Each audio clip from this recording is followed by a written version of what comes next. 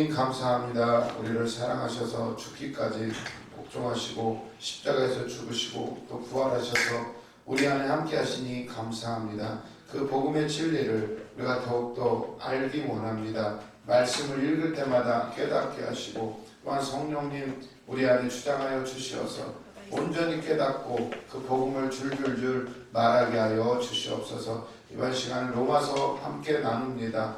우리 안에 성령님 전하는 자나 듣는 자나 다 한 마음으로 깨달아 알게 하여 주시옵소서. 언제나 주님 앞에 감사드리며 예수님의 이름으로 기도드렸습니다. 아멘. 오늘 시간은 로마서 4장까지 했죠. 이제 5장 할 차례입니다. 5장을 나가도록 하겠습니다.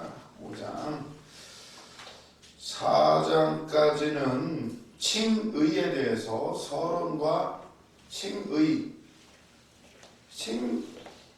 뭐죠? 칭의는 무죄선고라고 했죠? 무죄선고. 칭의 1장에서 4장까지 칭의에 대해서 이렇게 함께 나눴어요. 그럼 이제 5장부터 또 나가게 되는데 5장에서 8장까지는 어떤 내용이냐? 크게 나누자면 5장에서 8장까지 책에 하니까 이렇게 말하더라고요. 영화에 대해서 말하대요. 영화. 무슨 저도 영화를 굉장히 좋아하는데 그 영화가 아니라 영광스럽게 변화된다는 거죠. 영화. 그리고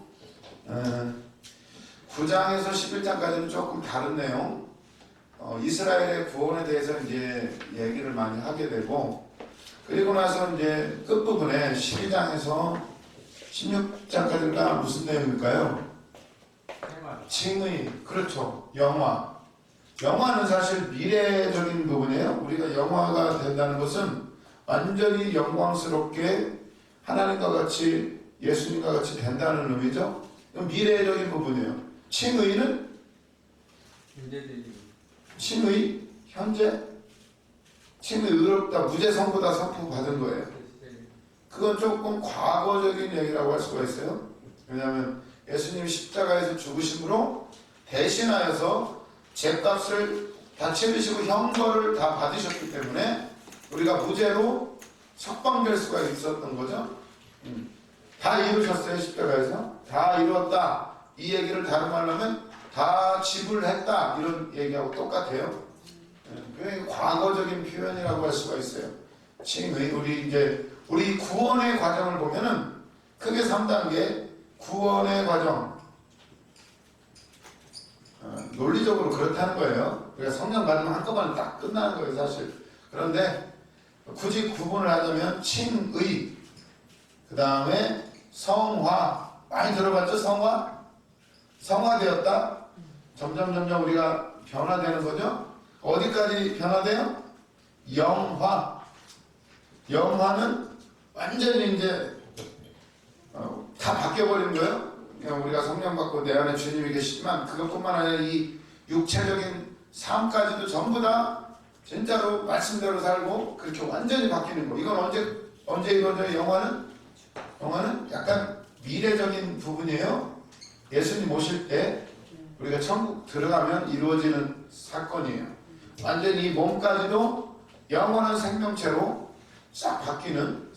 예수님이 부활하셔서 어떤 몸이었나요? 우리 몸하고 다르죠? 영화된 몸이셨어요. 천열매로서 그런 부분이고, 그 다음에 12장에서 16장 우리의 삶을 다루는데 약간 현재적인 지금 진행되고 있는 우리 구원의 과정, 성화라고 할 수 있죠. 성화. 이렇게 좀 순서가 좀 그렇죠? 순서대로 보면 칭의, 성화, 영화인데 약간은 이제 칭의를 받은 우리의 모습, 진짜 우리 영의 모습에 대해서 얘기를 하고, 그렇기 때문에 우리가 은혜에 거하려고 죄에 더 거하려 하면서 그럴 수 없느니라 하면서 이제 우리가 어떻게 살아야 되는지에 대해서 이제 12장부터 그런즉 12장 1절이 어떻게 시작해요? 너무나 잘 아시죠? 12장 1절. 그러므로 형제들아 내가 하나님의 모든 자비하심으로 너희를 권하노니 너희 몸을 하나님이 기뻐하시는 거룩한 산 제물로 드리라. 이는 너희가 드릴 영적 예배니라. 너희는 이 세대를 본받지 말고 오직 마음을 새롭게 함으로 변을 받아 하나님의 선하시고 기뻐하시고 온전하신 뜻이 무엇인지 분별하도록 하라. 똑바로 말씀대로 살아가는 거죠. 그 얘기가 이제 어떻게 보면 우리 현재의 모습, 막 죽어야지 막 열심히 기도하고 막 찬양하고 불받고 이런 과정이 이제 현재의 모습이라고 할 수가 있겠어요. 물론 이미 이 안에서 다 이루어진 거지만 우리 인간은 어차피 시간과 공간 속에 있기 때문에 지금 현재를 살아가는 거예요. 그래 이렇게 크게 이렇게 구분을 할 수가 있겠어요. 그래서 구원이라는 것은 이렇게 또 표현을 해요. 우리가 과거로 말하면 구원을 이미 받았어요. 그렇죠? 칭의 무죄의 선고예요. 근데 어때요? 죄라는 것이 우리 삶에 완전히 사라졌나요? 이 땅에 여전히 악이 공존을 하죠. 사단이 우리를 우는 사자처럼 집어삼키려고 어떻게든 은혜 받다가도 그냥 말 한마디에 시험 들게 만들고 막 이제는 막 죽어도 주 얘기를 가리라 했다가도 에이 몰라 하고 다 때려쳐 할 때도 있고 이런 게 이제 우리 모습이에요. 막 엎치락 뒤치락 하면서 성화의 과정을 맺으면서 결국 이제 주님을 완전히 만나면 끝나게 되는데, 그래서 이제 굳이 말하자면 우리는 이미 구원을 받았어요. 그리고 지금 현재로서는 받아가고 있어요. 그리고 또 미래에 완전히 받아요. 이렇게 구원을 이렇게 표현할 수가 있어요. 그래서 요한계시록 공부할 때도 배웠죠. 이미와 아직 사이에 우리는 있다. 이미자가 아니고 이미와 아직 사이에 있다. 이미 우리는 구원 받았는데 아직 예수님이 안 오셔가지고, 이미 예수님은 오셨는데 아직 예수님은 아직 재림하시지 않으셨죠. 이 사이에 있다는 거예요. 영어로 하면은 이미, 영어로 뭐예요? 이미, already, 이미와 아직, not yet, 아직. 이런, 아이고 대학원 다닐 때 이 얘기를 엄청 많이 들었어요. 우리는 이미와 아직 사이에 있다. 이미라는 것은 칭의, 아직은 영화를 우리가 기다리는 거죠. 완전히 변화되는 거. 고린도 전서 13장인가요? 우리가 거울을 보는 것 같이 지금은 희미하게 보나 지금은 우리가 부분적으로 알아요. 어떤 사람은 환상도 보고, 어떤 사람은 음성도 듣고, 어떤 사람은 막 영이 빠져나와가지고 입신 갔다 왔다고 그러죠. 우리가 그럼 각자 다 달라요. 천국 가서 봤더니 어린 시절에 갔던 사람은 뭐 사자하고도 얘기하고 기린하고 얘기하고 막 그런 얘기를 해요. 천국 가서 그걸 봤대요. 꽃동산도 보고. 나이 들어서 가신 분은 뭐 금이 쫙 깔려 있고, 뭐 집이 막 큰 집이 지어져 있고, 뭐 가봤더니 집이 뭐 재료가 없어가지고 집을 지금 못 짓고 있다고, 빨리 내려가서 다시 재료를 보내라고, 재료가 많이 심으라고. 심고 기도하고 예배 잘 드리고, 조금 어떻게 보면 행위적인 것 같은데 그게 아니라 진짜 네가 예수를 만났으면 너를 위해서만이 아니라 주님을 위해서 하라는 얘기죠. 그걸 보신 분도 있고, 그걸 보신 분들은 어때요? 내려와가지고 막 그걸 얘기해요. 많이 심어야 됩니다. 갈라면, 천국 갈라면 지금 재료가 올라가야 돼. 막 그러면서 얘기를 하죠. 그러나 그런 거 전부 다 약간 부분적인 거예요. 부분적인 거. 온전히 아는 것은 영화. 완전히 주님이 재림하시고 우리가 천국에 들어가면 그때 이제 완전히 알게 돼요. 네? 그걸 이제 요한계시록이 조금 보여주죠. 중심에 하나님의 보좌가 있고 삥 둘러서 24장 네 생물이 있고 또 24장로가 있고 찬양대가 있고 그런 모습들. 아주 그게 전부는 아니에요. 그냥 우리 인간의 눈으로 이해할 만큼 이제 성경은 써져 있는 건데, 우리가 이제 로마서 5장에 들어가기 전에 이렇게 큰 줄기가 이렇게 돼 있다, 로마서가. 이것을 알고서 이제 5장을 들어가는 거예요. 5장은 이제 영화의 단계죠. 우리가 예수 그리스도가 십자가에 죽으심으로 칭의를 받았는데, 우리는 그 칭의, 무죄 석방 당한 것을 어떻게 알 수가 있는가? 이제 이것을 얘기를 하는 거예요. 5장부터 우리가 어떻게 구원의 확신을 얻는가, 이 얘기를 이제 5장에서부터 시작을 하게 돼요. 그래서 이제 이 5장, 6장, 7장, 8장을 또 4등분해서 나눠서 보자면 이런 얘기가 돼요. 또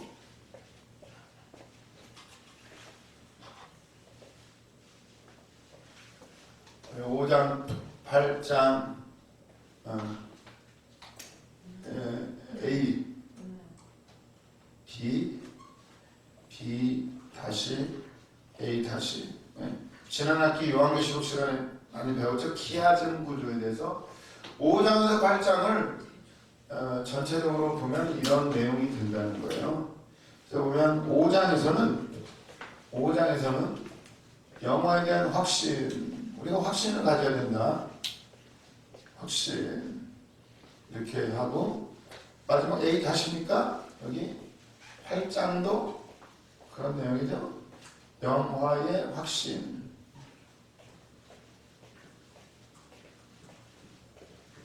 큰 줄기를 지금 먼저 보는 거예요. B는 어떤 내용일 거야? 영화의 확신을 갖는데 장애물이 되는 게 있다는 거죠. 이 확신의 장애물 뭐가 있어요?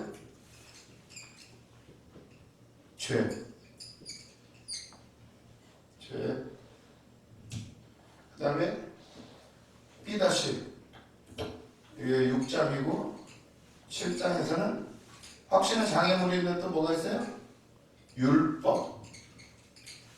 이게 아주 죄와 율법이라는 놈은 같이 다니죠. 이게 율법을 놈이라고 하면 안 되죠. 율법은 하나님이 주신 귀한 거니까. 죄와 율법이라는 이게 이제 우리가 확신을 갖는데 굉장히 장애물이 돼요. 그렇죠. 막 은혜 받을 때 막 받으면 지금 당장이라도 천국 갈 것 같은데, 그런데 또 화내고 짜증내고 생활 속에서 순종도 못하고 이러면 죄를 짓게 돼요. 그럼 죄책감이 또 나를 막 짓눌러요. 진짜 내가 구원 받았나? 진짜 내가 변화되었나? 이런. 그리고 율법 말씀을 봤더니 무서운 말만 막 가득 써여져 있죠. 말로만 믿음 주여 주여 하는 자마다 천국에 오는 것이 아니요 아버지의 뜻대로 행하는 자야 오리라. 하나도 하는 게 없는데 막 이러면 또 율법에 막 짓눌리는 거예요. 죄와 율법이 이런 확신, 믿음의 확신, 나는 천국 백성, 나는 구원받았어, 이거에 대한 확신을 계속 저게 하는 거예요. 그래서 이제 5장에서 8장이 이런 내용을 다루고 있어요. 막 계속 우리가 다행히 충주에서도 계속 목사님이 로마서 말씀을 계속 전하시죠. 하도 많이 들으셨으니까 들으신 분들은 잘 알겠지만, 그러나 우리가 또 한번 전체적으로 한번 보는 거예요. 그래서 이런 식으로 5장에서 8장까지가 되어 있다, 이렇게 나오는데, 그래서 이제 1절부터 보도록 하겠습니다. 이제 영화에 대한 확신, 믿음에 대한 확신, 이미 구원받은 이야기를 하는 거예요. 5장 1절부터 보시면, 그러므로 우리가 믿음으로 의롭다 하심을 받았으니 우리 주 예수 그리스도로 말미암아 하나님과 화평을 누리자, 이렇게 나오죠. 2절, 또한 그로 말미암아 우리가 믿음으로 서 있는 이 은혜에 들어감을 얻었으며 하나님의 영광을 바라고 즐거워하느니라. 아멘. 칭의 4장까지 이제 칭의를 받은 백성, 의인은 믿음으로 말미암아 살리라. 믿음으로 이제 의롭다 칭함을 받았어요. 그런 사람은 어떻게 돼요? 이제 우리가 주 예수 그리스도로 말하면 화평을 누리는 거예요. 하나님과 화평. 평화가 이루어져요. 객관적으로 하나님과 평화가 이루어지고 주관적으로도 그 하나님과 화평이 오면 어떻게 돼요? 우리가 은혜 받으면 생각나시죠? 마음이 막 기뻐져요. 그분과 내가 이제 평화를 누려요. 예전에는 죄가 그분과 나 사이를 가로막았지만 이제 은혜 받고 나면 막 얼굴도 밝아지고 마음도 기뻐지고 얼마나 기분이 좋은지 몰라요. 감정적으로도 막 기뻐서 그냥 흥얼흥얼 노래 하나 하고 돈도 없고 뭐 해결된 건 하나도 없는데도 뭐가 뭔지 그냥 기분이 좋아가지고 밥도 사고 막 이러는 거예요. 그런데 이제 우리가 알게 돼요. 우리가 죄인임에도 불구하고 하나님은 나를 사랑하신다. 그리고 우리 속에 확신이 있는 거예요.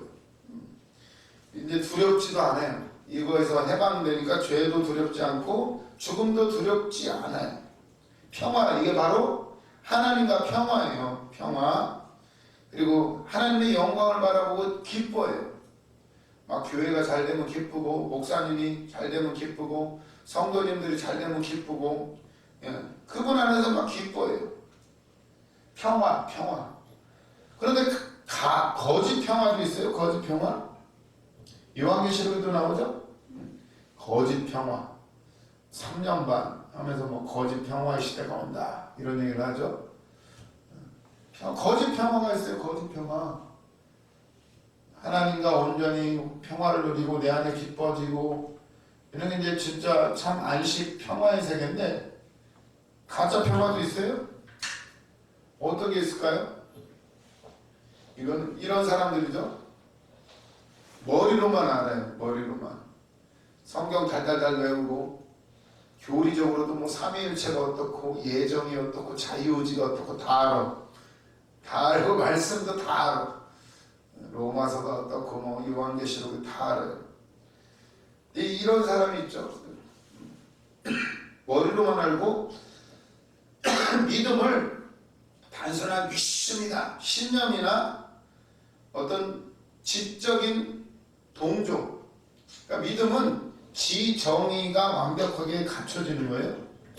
지, 정, 의. 머리로만 이해하는 게 아닌데 머리로만 이해하는 사람이 있어. 나 구원 받았어. 그냥 자기 스스로. 그런다고 되나요?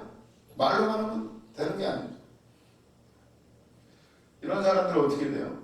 특히 이제 구원파 같은 사람들. 나는 이미 구원받았기 때문에 앞으로는 마음대로 살아도 된다. 심지어는 살인까지 해도 나는 이미 구원받았어. 이러는 사람들. 이거는 거짓 평화예요. 속는 거예요. 아니 마음대로 살면서 자기 하나님하고 괜찮대.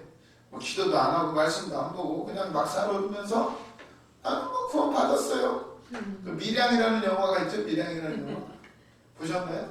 밀양 영화. 전도연 나오고 왜 송강호 나오는데 또 굳이 이런 내용이 그거예요. 어느 날 전도연의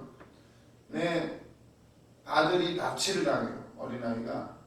나중에 알고 봤더니 어떤 동네 어떤 아저씨인데 그래가지고 죽였어요. 납치를. 어떻게 해요? 깜빵에 갔죠. 그 사람은 깜빵에 갔어요. 그 사람은. 근데 이 전도연 그 영화에서 전도연 주인공이 죽겠는 거예요. 아들이 갑자기 납치돼가지고 죽었으니 막 죽겠는 거예요. 근데 그놈은 깜빵에 그 자식 죽이고 싶죠. 막 죽이고 싶은데 이걸 어떻게 해결할 수가 없으니까 이제 교회를 나가요. 전도연이 영화 속에서. 그래서 막 마귀들과 싸울지라 막 하면서 또 그리고 또 막 이 교회 가면 이거 상처 털어내야 된다고 그러니까 막 해가지고 이제 용서하라고 하잖아요. 교회에서 용서하라고. 그 깜빵에 가 있는 그 아들 죽인 사람 용서하라고. 그래서 막 해가지고 송가호가 막 옆에서 도와주기도 하고 뭐 하면서 막 구역 예배도 드리고 막 열심히 교회생활 잘하면서 즐겁게 살아요. 이제 그러면서 이제 마음의 짐도 싹 털어냈어요. 처음에는 미친 여자처럼 아이가 죽었으니까 미치는 거죠. 그러다 이제 교회 가가지고 점점 회복이 됐어요. 그래가지고 이제는 나 이제 회복됐다. 됐으니까 그 사람을 용서했으니까 그래서 이제 생각해보니까 그 사람이 불쌍한 거야. 이제 마귀한테 끌려가지고 애 납치하고 죽이고 깜빵까지 가 있으니까 그 사람한테 이제 전도하려고 이제 깜빵에 가잖아요. 깜빵에. 원작은 이창준이라는 어떤 굉장히 유명한 소설가의 벌레의 이야기인가? 그 책이 원작이에요. 그분도 원래 예수 믿었던 사람인데 약간 조금 이상한 사상을 얘기를 해요. 근데 기독교를 좀 비꼬는 거죠. 우리 기독교가 스스로 구원받았다고 생각하고 막 사는 거예요. 아주 뻔뻔해지죠, 점점. 그런 얘기를 이제 비꼬는 영화예요, 일량이. 그때 이제 정치적인 상황도 있어요. 경상도와 전라도 뭐 여러 가지 이제 복합적인 얘기를 영화에서 하게 되는데, 그리고 이제 저는 이제 믿음의 눈으로 보니까, 그래서 이제 깜빵에 가잖아요. 용서하고 그 사람도 전도하려고 갔어요. 그래서 딱 만났어요. 나 알죠? 그랬더니 안 돼. 그랬더니 저 당신 용서했어요. 그래요. 이제 전도연이. 근데 놀라운 얘기는 그 사람이 그러는 거야. 저 이미 용서 받았어요. 이러는 거예요. 알고 봤더니 깜빵에서 예수를 영접한 거예요. 맨날 예배 드리잖아요. 깜빵에서 목사님들 오셔가지고 뭐 설교하고 나 이미 구원 받았어요. 용서 받았어요. 이러는 거예요. 그러니까 갑자기 전도연이 거기서 영화에서 열받는 거예요. 내가 용서를 안 해. 쥐가 뭔데 쥐 스스로 용서받았다고 해? 아니 그게 하나님이야? 내가 안 했는데 네가 용서받았다고? 막 열받아서 다시 전도연이 미쳐요. 거기서. 네, 그런 식으로 이제 영화가 끝나게 되는데 그게 이제 어떻게 보면 우리 거짓 평화예요. 아직도 죄 짓고 있는데 스스로 나는 구원 받았어. 이렇게 지식으로만 믿는 체험이 있어야 돼요. 눈물 뿌려야 되고 콧물도 나와야 되고 금식도 해봐야 되고 뭔가 몸부림도 쳐보고 진짜 이 안에 평화가 이루어져야 되는데 그런 과정도 없이 성령 받는 그런 어떤 체험도 없으면서 나 교회 다녀? 나 목사 아들이야? 나 장로요? 나 목사인디? 이러면서 스스로 거짓 평안을 누리는 거죠. 이제 예수님이 때에도 서기관과 바리새인들 이 독사의 자식들아. 근데 그 당시에도 그들은 자기들이 이미 구원받았다고 생각했어요. 그러잖아요. 서기관 세리와 창녀는 막 성전에도 못 들어가요. 이런 죄인입니다. 막 하늘을 우러러보지도 못하고 막 이렇게 회개하는데 어떻게 해요? 서기관과 바리새인들은 나는 일주일에 금식을 몇 번씩 하고 또 헌금도 많이 내고 예배도 많이 드리고 나는 저 세리와 창녀와 같이 나는 그런 죄를 짓지 않습니다. 막 사람들 많이 있는 길거리에서 막 기도하고 막 이래요. 예수님은 뭐라고 하셔요? 나더러 주여 주여 하는 자마다 천국에 갈 곳이 아니라 아버지의 뜻대로는 이들보다 저 세리와 창녀가 천국에 먼저 들어갈 거다. 막 이런 말씀까지 하시는데 진짜 평화는 그게 아니에요. 머리로만 안다고 입으로만 한다고 안 그런 척 한다고 이루어지는 게 아니에요. 지적인 것만 아멘 동의한다고 되는 게 아니에요. 지적으로만 지적이가 싹 갖춰져야 돼요. 그리고 또 거짓 평화 어떤 사람이 있어요? 이들은 그리스도의 공로를 의지하는 책에 나오는 얘기예요. 그들은 그리스도와 그의 공로를 의지하는 것보다 자기 자신의 믿음에 의지하는 사람. 믿음 너무 좋아요. 새벽 예배 다 나가지, 막 금식도 막 잘하지, 봉사도 잘하지, 단기 선교도 막 몇 번씩 왔다 갔다 하고, 구역장도 하고, 여전도 회장도 하고, 다 하는 거예요. 이거는 예수를 의지하는 게 아니라 자기 자신의 믿음을 의지하는 사람들의 모습이에요. 죄사함에만 관심이 있고 진짜 하나님 원하시는 의에는 관심이 없어요. 여러 방향으로 나타나죠. 이런 부분들 열심은 진짜 열심히 있어. 근데 자기만 혼자만 이래. 자기가 교회를 다 도맡아서 하고 뭐 그런 사람들도 있어요. 너무 열심히 하는 사람. 또 뺀질거리는 사람도 물론 있지만 이런 사람들도 있어요. 거짓 평화예요. 이게 전부 다. 그거는 예수를 믿는 게 아니라 자기 자신의 믿음을 믿는 거예요. 가짜 평화예요. 그래서 또 어떤 사람은 지옥에 가지 않는 거, 나 지옥 안 가니까 됐어. 이러기만 하고 이제는 뺀질거리는 사람. 아무것도 안 해. 지옥 안 가니까 됐지 뭐. 이런 사람들. 거룩한 삶에는 관심이 없어요. 어떻게 하면 말씀대로 살까? 주님이 기뻐하시는 일을 할까? 이게 아니라 나 이제 지옥 안 가 뭐. 용서해 주셔. 회개기도 한 번 더 하면 되지 뭐.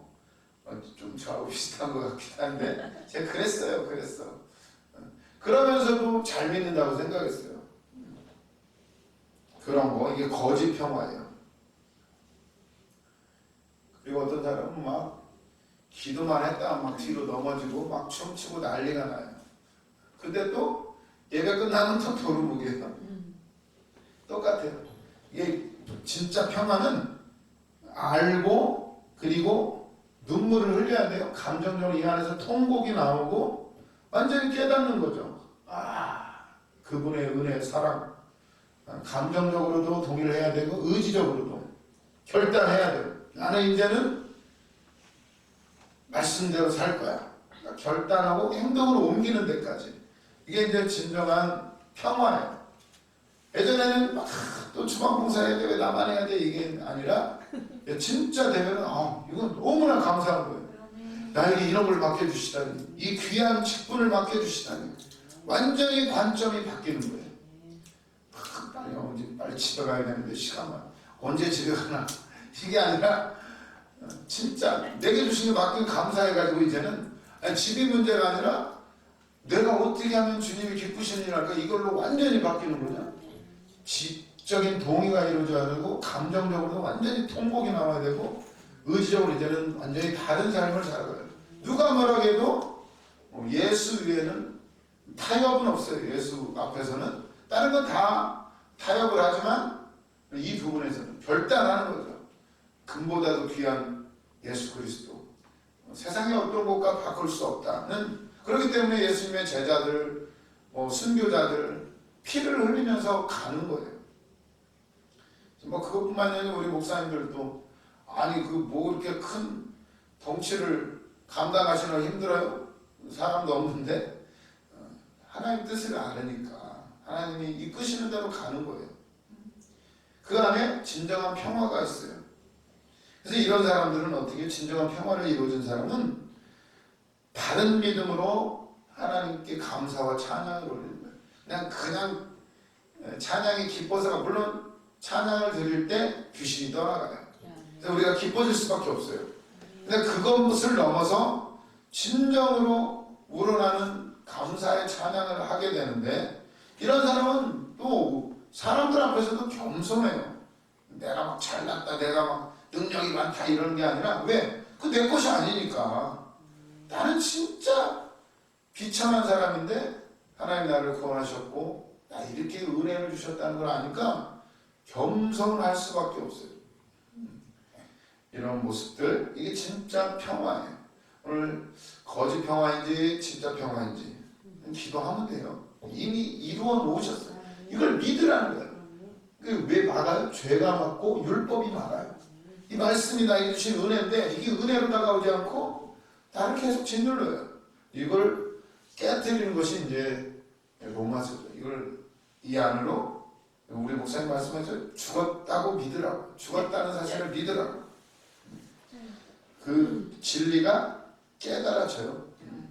그래서 이제 5장 2절에 보시면, 또한 그로 말미암아 우리가 믿음으로 서 있는 이 은혜에 들어감을 얻었으며 하나님의 영광을 바라고 즐거워하느니라. 진짜 즐거워져요. 우리 이제 구원을 받으면 하나님의 자녀가 돼요. 자녀는 아무 때나 집에 들어갈 수가 있어요. 좀 잘못했다고? 학교에서 문제 일으켰다고? 아니에요. 집에 들어가는 거예요. 그게 하나님의 자녀의 특권이에요. 이 세상에서도 만나요. 하나님을 기도로 만나고 그분의 응답을 받고 그분과 동행을 해요. 우리에게 그런 특권을 주신 것을 믿으시기를 바랍니다. 그래서 2절에 읽었죠. 그분을 즐거워해요. 하나님의 영광 바라고 즐거워해요. 그리고 신앙의 최종 목적은 하나님의 영광이에요. 하나님의 영광. 우리가 그걸 깨닫게 되는 건데, 믿음으로 구원받은 사람은 그 하나님의 영광을 보게 돼요. 어떤 모습으로 보게 될까요? 예를 들자면 이사야 같은 경우는 나라가 지금 막 왕이 죽고 전쟁터에 나가서 죽고 나라가 굉장히 어지러워요. 그때 막 기도했겠죠. 하나님 이 나라가 어떻게 됩니까? 이러면 안 됩니다 할 때 하나님의 영광을 보게 돼요. 성전이 막 터가 흔들리면서 막 연기가 차고 막 천사가 막 날아다니면서 거룩하다 막 천사가 이러는 장면을 보게 돼요. 그런데 딱 봤더니 하나님의 옷자락이 성전 전체를 덮고 있는 것을 보게 돼요. 저 하늘에서부터 하나님의 옷자락이 쫙 이 성전을 덮고 있는 모습을 보게 돼요. 그 하나님의 영광을 보고 나니까 그 앞에 서니까 자기 입술이 부정했다는 걸 알게 돼요. 그 전에 막 하나님 막 어떻습니까? 이 나라가 왜 이렇고 막 이랬던 그 모습이 갑자기 초라해지는 거예요. 그 막 하나님 나를 어떻게 해요? 나 죽게 생겼어요. 이 부정한 입술 도와주세요 했더니 천사가 와가지고 막 불에 담근 화저로 막 입술을 그러니까 깨끗해졌대요. 걱정하지 말아라. 너는 이제 깨끗해졌다. 그러니까 그 옷자락으로 덮은 것도 사실 예수 그리스도의 의로 우리를 덮어주시는 모습이죠. 지금 환경은 어렵고 나라가 어지럽고 안 해요. 우리나라 망한다?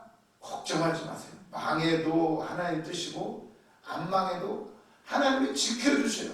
어떠한 일들 가운데서든지 하나님의 옷자락이 성전을 덮고 있다는 사실을 그 이사야가 그걸 보게 돼요. 그랬더니 이사야가 막 화자로 지고는 이 죄가 사해졌다 하니까는 하나님이 그러는 거예요. 누구를 보낼고 막 이랬더니 내가 갈게요. 딱 손을 드는 거예요. 이사야가. 그 참 우리 사명자의 모습하고 비슷하죠. 어떻게 하나 내 문제 때문에 막 기도하다가 주님의 영광을 보게 돼요. 그걸 본 사람은 이제 뒤로 물러서지 않아요. 이제는 내 가정의 문제가 문제도 아니에요. 하나님의 영광을 본 사람은 그게 문제가 안 돼버려요. 그러니까 우리 목사님이 고백하시는 게 있잖아요. 빚 그런 거 걱정 안 하고 그냥 내게 주신 은혜. 내가 어찌 이런 은혜를 받았지? 막 하면서 막 자다가도 벌떡벌떡 일어난다고. 막 가위에 눌려서 일어나는 게 아니라 그 하나님의 영광을 본 사람은 기뻐서 막 어쩔 줄을 모르는 거예요. 그러니까 막 하라면 하겠어요. 막 서울로 어디로 익산으로 어디로 막 매일 운전하면서 복음 전도하러 다니시는데 뭐 별로 돈도 안 되는 것 같은데 제가 보기에는 그저 전기세 내야 되고 뭐 수도세 내야 되고 뭐 내야 되고 벌어오면 바로 나가죠. 그런데도 막 기쁘시다는 거예요. 그거 하나님의 영광을 본 사람의 모습이에요.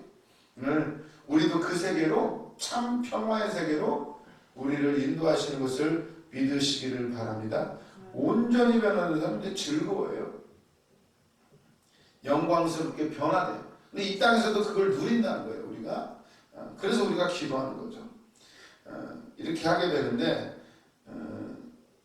그런데 문제는 믿음으로 의롭다함을 받은 구원받은 성도들도 이 땅에서 고난을 당한다는 거예요. 아니 그냥 복만 주시지. 고난이 있어요. 그럼 우리는 어떻게 돼요? 아이고 예수 믿어도 별거 없네. 별거 없네가 아니라 사도 바울은 뭐라고 배우래요? 3절 보세요.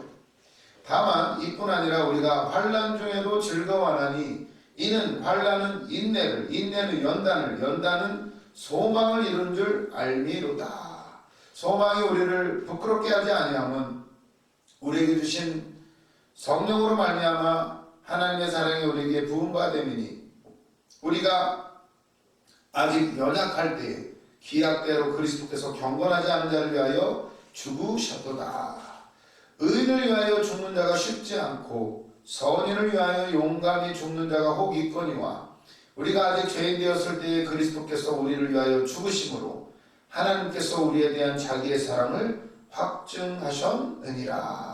아멘. 성도들이 구원받았는데도 이 땅에서도 고난을 당해요. 때로는 가난하기도 하고 때로는 핍박도 당하고 하는 일이 때로는 안 되기도 해요.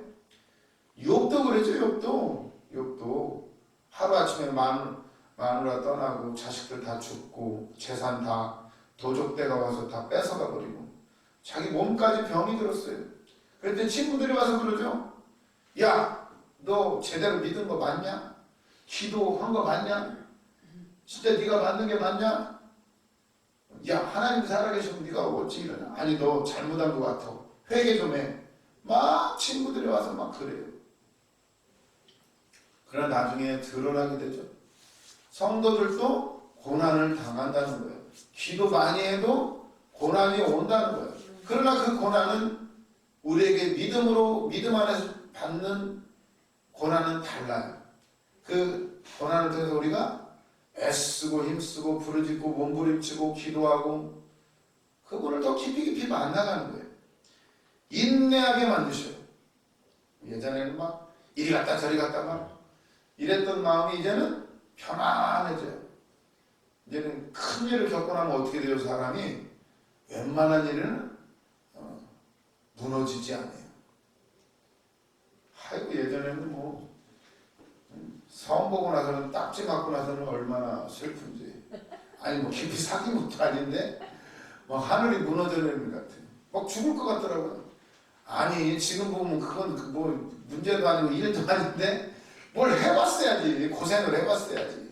아 그때 알겠네. 아 나는 진짜 약하구나. 이게 감정 문제 하나도 처리가 안 되는 거예요. 그러나 어때요? 뭐 월남전에 갔다 오시고 죽음의 고비를 넘기신 분들 그런 분들 뭐 막 죽으려다가 살아나신 분들 우리 목사님 같은 경우도 뭐 죽으려고 태종대교에 올라갔다가 저 강원도 탄광으로 가셨대잖아요. 막장 소위 막장 인생의 끝이죠.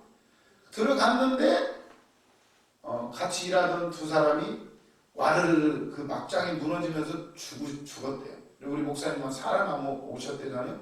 그러고 나니까 그전에는 막 빚쟁이가 무서워가지고 숨고 막 도망쳐다니는 거 했었는데 죽는 걸 보고 거기서 살아나오는 게 이대로 죽을 수는 없다는 생각이 들었대요. 그리고 빚쟁이들한테 가가지고는 나 이러 겪었다. 내가 반드시 갚을 테니까 기다려 줘라. 당당하게 그러고서는 삶을 살아갔다는 거예요. 그때 빚쟁이들이 살아와줘서 고맙다고 그랬대잖아요. 살아와서 돈도 아직 못 받았는데 이런 걸 보면은 진짜 그 죽음의 고통 통과한 사람 십자가죠. 연단 이걸 겪은 사람은 어떻게 해요? 웬만해서 흔들리지 않아요. 조금 힘들다가 에이 몰라 때려쳐요? 안 그래요. 사도 바울도 베드로도 다 그 고비를 넘기고 나니까 어떤 일이 닥쳐도 환난이나 기근이나 적신이나 그 무엇도 예수 그리스도의 사랑과 나를 끊을 수가 없다라고 이렇게 고백을 하죠. 그 고백이 우리의 고백이 될 줄로 믿습니다. 예수 잘 믿는 사람도 고난을 당해요. 그러나 그 고난은 세상에 믿지 않는 자들과 당하는 고난이 아니에요. 그걸 통해서 우리를 만드셔요. 교만하지 않게 하셔요. 나중에 줄 복을 줬을 때 그걸 잘 감당하게 해요. 돈이 있다고 능력 있다고 마음대로 쓰는 게 아니라 먼저 하나님의 나라 그분의 뜻을 생각을 해요. 우리에게 주셨을 때 우리는 어떻게 할지를 항상 생각을 해놔야 돼요. 다 주님이 주셨다는 걸 인정하고 그분의 이름만 드러내야 돼요. 그래서 우리는 미리 받기 전에 연단을 거치는 게 중요해요. 다윗을 보세요. 고생 많이 하니까 어떻게 해요? 딱 사건이 닥치면 알아요. 아, 하나님이 나를 다루시는구나. 바로 엎드려요. 그런데 사울을 보세요. 고생 없이 왕이 됐어요. 그때 어떻게 해요? 처음에는 막 겸손하더니 할만하니까 자기 멋대로 말을 듣지를 않아요. 오늘 믿는데도 고생한다. 감사해요. 우리 지금 단련하고 있어요. 인내는, 환난은 인내는, 인내는 연단을, 연단은 소망을 이룬다. 인내는 흔들리지 않는 거죠. 견디는 게 신앙이더라고요. 기도도 그렇죠. 끝까지 견디는 거예요. 우리 사명도 견디는 게 이기는 거예요. 견디는 게. 뭐 믿음이 다른 게 아니더라고요. 견디면 이기는 거예요. 견디면. 그리고 연단이라는 것은 막 단련되는 거예요. 불 속에다 넣었다가 뚝뚝 때리고, 그 다음에 또 찬물에 담궈서 단단하게 만들고, 또 불 속에 집어넣어서 누글누글해지면 또 딱딱 두드려가지고 모양을 만들고, 또 집어넣어서 단단하게 만들고. 연단이죠. 체험을 하는 거예요. 막 은혜도 체험하고, 막 힘든 어려움 중에서 주님만 바라볼 수 없게 만드는 이 상황, 모든 것이 우리를 하나님 체험케 하셔요. 연단은 또 소망을 만들어요. 소망. 그 소망은 하나님 나를 여전히 사랑하시고 나를 붙잡고 가신다는 거예요. 이게 바로 연단이에요. 예수 그리스도를 믿는 믿음 안에서 당하는 연단이에요. 그렇다면 이 소망을 가진 사람은 어떤 소망이냐면, 그 소망은 바로 이거예요. 6절 성령이 알려주신 거죠. 하나님의 사랑이 우리 마음에 부어졌어요. 5절에 나오고 6절에 그 내용은 뭐냐? 우리가 아직 연약할 때에 그리스도께서 나를 위해 죽으셨다는 거예요. 연약할 때. 6절 경건하지 않은 자를 위하여. 경건하지도 않아요. 맨 죄투성이에요.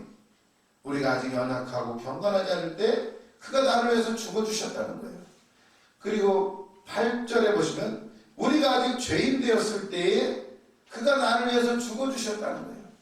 연약하고 죄인이고 잘하는 거 하나도 없는데 그분이 나를 위해서 죽어주셨다는 거예요.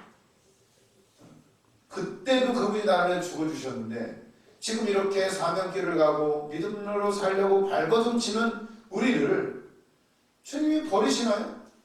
이 사실이 우리에게 소망이 되는 거예요. 이게 바로 복음이죠. 복음. 이 소망이 우리 가운데 날마다 있는 것을 믿으시기를 바랍니다. 이게 바로 믿음의 아주 본질이에요. 즐거워하게 돼요.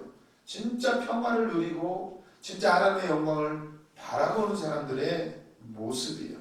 이게 바로 이 성도의 영원, 이게 구원의 절정이에요. 막 날마다 기뻐하는 거예요. 그게 이제, 그래서 우리 목사님 웃으라, 웃어, 믿어, 죽었다고 믿어. 죽었는데 뭐가 문제야? 힘드니까 그렇죠. 그러니까 죽었는데 무슨 뭐가 힘드냐고. 그게 막 안 깨달아지니까, 깨달아지면 이제 막 자유로워져요. 쉬는 시간 갖고 또 나누도록 하겠습니다.